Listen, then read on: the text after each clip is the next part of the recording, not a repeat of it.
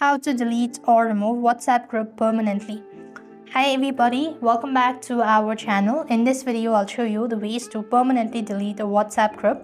To permanently delete a WhatsApp group, you'll need to remove all group members, exit the group, initiate the deletion process.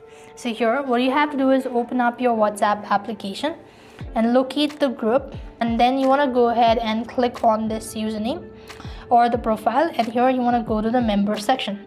After which, what you need to do is you simply want to make sure to go ahead and remove this person.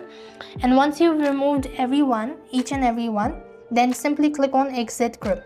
And in the group info section, scroll down, tap on exit. So what I'm going to do is I'm just simply going to go ahead and click or remove this person as well. As I've done it, so I'm going to click on exit group. And here, what next you want to do is, after which you want to click on delete group. And this is how it's done. So I hope the video was helpful. Make sure to like, share and subscribe to our channel. Thank you for watching. See you in the next video.